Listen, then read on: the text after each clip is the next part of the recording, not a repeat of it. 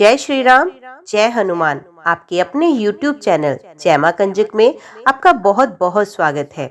आज की वीडियो में हम मंगलवार को किए जाने वाली व्रत की कथा आपके सामने प्रस्तुत करने जा रहे हैं। उम्मीद करती हूँ कथा का पूरा फल लेने के लिए आप कथा को शुरू से लेकर अंत तक जरूर श्रवण करेंगे। व्यास जी ने कहा, एक बार नैमिषारण्य तीर्थ में 80,000 मुनि एकत्रित होकर पुराणों के ज्ञाता श्री सूत जी से पूछने लगे, हे महामुने, आपने हमें अनेक पुराणों की कथाएं सुनाई। अब कृपा करके हमें ऐसा व्रत और कथा बताएं जिसके करने से संतान की प्राप्ति हो तथा मनुष्यों को रोग शोक अग्नि सर्व दुख आदि का भय दूर हो जाए, क्योंकि कलयुग में सभी जीवों की आयु बहुत कम है।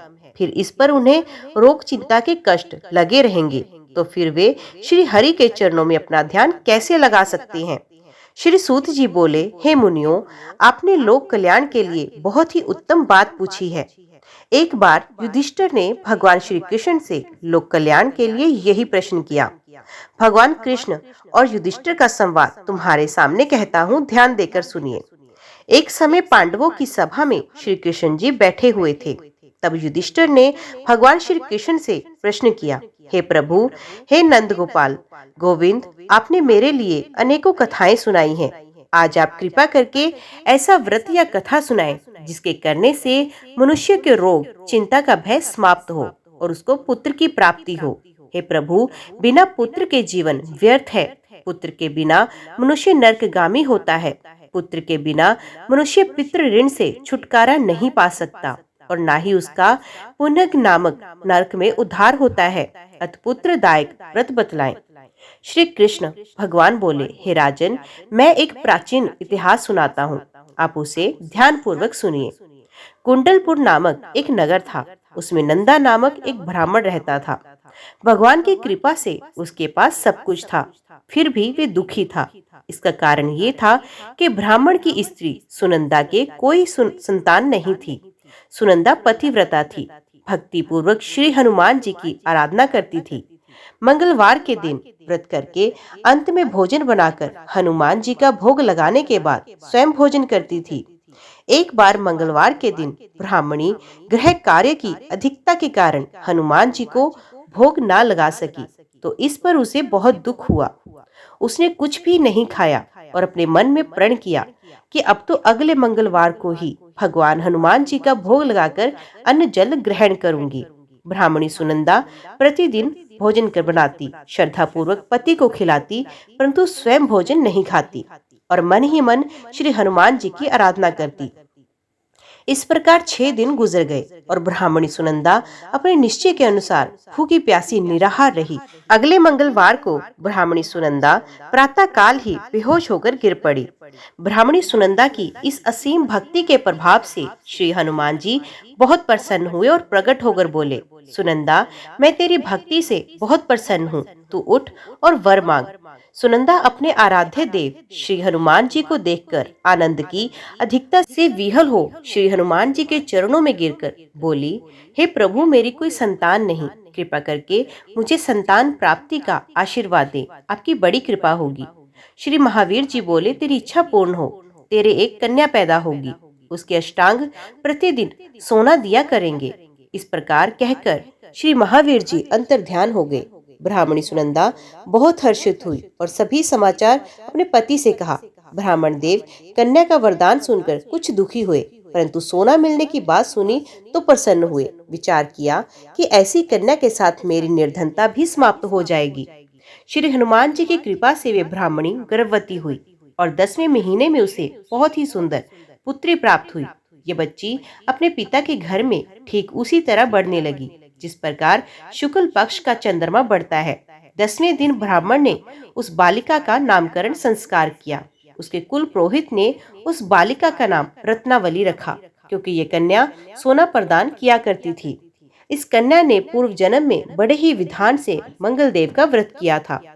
रत्नावली का अष्टांग बहुत सा सोना देता था।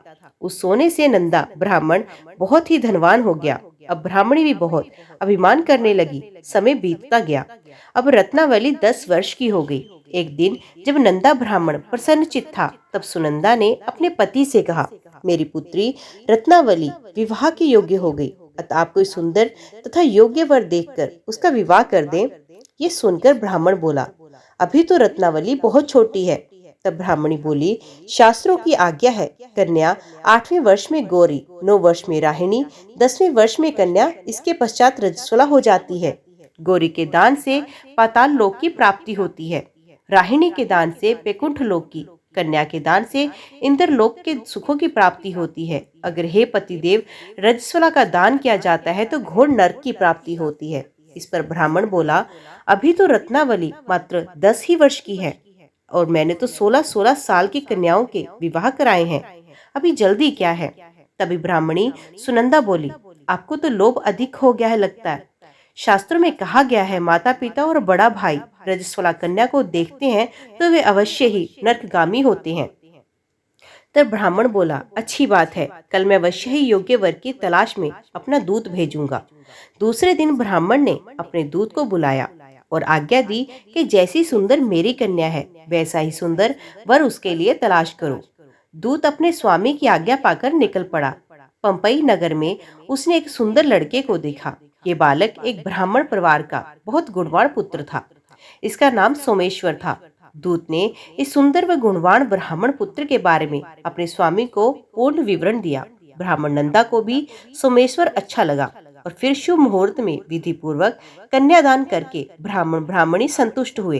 परंतु ब्राह्मण के मन में तो लोभ समाया हुआ था। उसने कन्यादान तो कर दिया, पर वे बहुत खिन्न भी था। उसने विचार किया कि रत्नावली तो अब चली जाएगी और मुझे इससे जो सोना मिलता था अब नहीं मिलेगा। मेरे पास जो धन था कुछ तो इसके विवाह में खर्च हुआ और शेष बचा है वे भी कुछ दिनों में समाप्त हो जाएगा। मैंने तो इसका विवाह करके बहुत बड़ी भूल की। अब कोई ऐसा उपाय हो कि रत्नावली मेरे ही घर में बनी रहे, अपनी ससुराल ना जावे। लोभ रूपी राक्षस ब्राह्मण के मस्तिष्क पर छाता जा रहा था। रात भर अपनी छया पर बेचैनी से करवटें बदलते बदलते उसने एक बहुत ही क्रूर निर्णय लिया। उसने विचार किया, जब रत्नावली को लेकर उसका पति सोमेश्वर अपने घर के लिए जाएगा तो वे मार्ग में छिपकर सोमेश्वर का वध कर देगा और अपनी लड़की को अपने घर ले आएगा, जिससे नियमित रूप से उसे सोना भी मिलता रहेगा और समाज का कोई मनुष्य उसे दोष भी नहीं दे सकेगा। प्रातःकाल हुआ तो नंदा और सुनंदा ने अपने जमाई तथा लड़की को बहुत सारा धन देकर विदा किया। सोमेश्वर अपनी पत्नी रत्नावली को लेकर ससुराल से अपने घर की तरफ चल दिया। ब्राह्मण नंदा महालोभ के वशीभूत था, अपनी मति खो चुका था। पाप पुण्य को उसे विचार न रहा। अपने भयानक व क्रूर निर्णय को कार्य रूप देने के लिए उसने अपने दूत को मार्ग में अपनी जमाई का वध करने के लिए भेज दिया, ताकि रत्नावली से प्राप्त होने वाला सोना उसे हमेशा मिलता रहे और वो कभी निर्धन ना हो। ब्राह्मण के दूत ने अपने स्वामी की आज्ञा का पालन करते हुए उसके जमाई सोमेश्वर का मार्ग में ही वध कर दिया। समाचार प्राप्त कर ब्राह्मण नंदा मार्ग में पहुंचा और रुदन करती अपनी पुत्री रत्नावली से बोला, हे पुत्री, मार्ग में लुटेरों ने तेरे पति का वध कर दिया। भगवान की इच्छा के आगे किसी का कोई वश नहीं। अब तू घर चल, वहां पर ही रहकर शेष जीवन व्यतीत कर। जो भाग्य में लिखा है वही होगा। अपने पति की अकाल मृत्यु से रत्नावली बहुत दुखी हुई। वरुण क्रंदन रुदन करते हुए अपने पिता से बोली, हे पिताजी, इस संसार में जिस स्त्री का पति नहीं उसका जीना व्यर्थ है। मैं अपने पति के साथ ही अपने शरीर को जला दूंगी और सती होकर अपने इस जन्म को, माता पिता के नाम को तथा सास ससुर के यश को सार्थक करूंगी। ब्राह्मण नंदा अपनी पुत्री रत्नावली के वचनों को सुनकर बहुत दुखी हुआ। विचार करने लगा, मैंने व्यर्थ ही जमाई वध का पाप अपने सर लिया। रत्नावली तो इसके पीछे अपने प्राण तक देने को तैयार है। मेरा तो दोनों तरफ से मरण हो गया। धन तो अब मिलेगा ही नहीं। जमाई वध के पाप से फलस्वरूप यम यातना भी भुगतनी पड़ेगी। ये सोचकर वे बहुत खिन्न हुआ। सोमेश्वर की चिता बनाएगी। रत्नावली सती होने की इच्छा से अपने पति का सर अपनी गोद में रखकर चिता में बैठ गई। जैसे ही सोमेश्वर की चिता को अग्नि लगाएगी, वैसे ही प्रसन्न हो मंगलदेव वहां प्रकट हुए और बोले, हे रत्नावली, मैं तेरे पति भक्ति से बहुत प्रसन्न हूँ, तू वर मांग। रत्नावली ने अपने पति का जीवन दान मांगा। तब मंगलदेव बोले, रत्नावली, तेरा पति अजर अमर है, ये महाविद्वान भी होगा और इसके अतिरिक्त तेरी जो इच्छा हो वर मांग। अब रत्नावली बोली, हे ग्रहों के स्वामी, यदि आप मुझ पर प्रसन्न हैं तो मुझे ये वरदान दीजिए कि जो भी मनुष्य मंगलवार के दिन प्रातःकाल लाल पुष्प लाल चंदन से पूजा करके आपका स्मरण करे, उसको रोग व्याधि ना हो, स्वजनों का कोई वियोग ना हो, सर्पग्नि तथा शत्रु का भय न हो। जो स्त्री मंगलवार का व्रत करे वे कभी विधवा ना हो। मंगलदेव बोले, तथास्तु। ये कहकर वो अंतर्ध्यान हो गए। सोमेश्वर मंगलदेव की कृपा से जीवित हो उठा। रत्नावली अपने पति को पुण्य प्राप्त कर बहुत प्रसन्न हुई और मंगलदेव का व्रत प्रत्येक मंगलवार को करके व्रतराज और मंगलदेव की कृपा से इस लोक में सुख ऐश्वर्य को भोगते हुए अंत में अपने पति के साथ स्वर्ग लोक को चली गई। जय हो भगवान मंगलदेव की। तो अब हम सुनते हैं मंगलवार की एक अन्य कथा। एक ब्राह्मण दंपति के कोई संतान नहीं हुई, जिसके कारण पति पत्नी दुखी थे। वे ब्राह्मण हनुमान जी की पूजा हेतु वन में चला गया। वे पूजा के साथ महावीर जी से एक पुत्र की कामना प्रकट किया करता था। घर पर उसकी पत्नी मंगलवार व्रत पुत्र की कामना के लिए किया करती थी। मंगल के दिन व्रत के अंत में भोजन बनाकर हनुमान जी को भोग लगाने के बाद स्वयं भोजन ग्रहण करती। एक बार कोई व्रत आ गया जिसके कारण ब्राह्मणी भोजन ना बना सकी, तब हनुमान जी का भोग भी नहीं लगाया। वे अपने मन में ऐसा प्रण करके सो गई कि अगले मंगलवार को हनुमान जी को भोग लगाकर अन्न ग्रहण करूंगी। वे भूखी प्यासी 6 दिन पड़ी रही। मंगलवार के दिन तो उसे मूर्छा आ गई। तब हनुमान जी उसकी लगन और निष्ठा को देखकर अति प्रसन्न हुए। उन्होंने उसे दर्शन दिए और कहा, मैं तुमसे अति प्रसन्न हूँ। मैं तुझको एक सुंदर बालक देता हूँ जो तेरी बहुत सेवा किया करेगा। हनुमान जी मंगलवार को बाल रूप में उसका दर्शन देकर अंतर्ध्यान हो गए। सुंदर बालक पाकर ब्राह्मणी अति प्रसन्न हुई। ब्राह्मणी ने बालक का नाम मंगल रखा। कुछ समय पश्चात ब्राह्मण वन से लौटकर आया। प्रसन्नचित सुंदर बालक घर में क्रीड़ा करते देख वे ब्राह्मण पत्नी से बोला, ये बालक कौन है? पत्नी ने कहा, मंगलवार के व्रत करने से प्रसन्न होकर हनुमान जी ने दर्शन दे मुझे बालक दिया। पत्नी की बात छल से भरी जान उसने सोचा, ये कुलटा व्यभिचारिणी अपनी क्रूरता छुपाने के लिए ये बात बना रही है। एक दिन इसका पति कुएं पर पानी भरने गया तो पत्नी ने कहा कि मंगल को भी साथ ले जाओ। वे मंगल को साथ ले चला और उसे कुएं में डालकर वापस पानी भरकर घर आ गया। तो पत्नी ने पूछा, मंगल कहाँ है? तभी मंगल मुस्कुराता हुआ घर आ गया। उसको देख ब्राह्मण आश्चर्यचकित हुआ। रात्रि में उसके पति से हनुमान जी ने स्वप्न में कहे, ये बालक मैंने दिया है, तुम पत्नी को उल्टा क्यों कहते हो? पति ये जानकर हर्ष से फुल्लित हो गया। फिर पति पत्नी समंगल का व्रत रखकर अपने जीवन आनंद पूर्वक व्यतीत करने लगे। जब मनुष्य मंगलवार व्रत कथा को पढ़ता व सुनता है और नियम से व्रत रखता है, उसके हनुमान जी की कृपा से सब कष्ट दूर होकर सर्व सुख की प्राप्ति होती है। जय श्री राम, जय हनुमान। आज की वीडियो में इतना ही। उम्मीद करती हूँ वीडियो आपको पसंद आई होगी। वीडियो पसंद आई हो तो वीडियो को लाइक और चैनल को सब्सक्राइब जरूर कीजिएगा।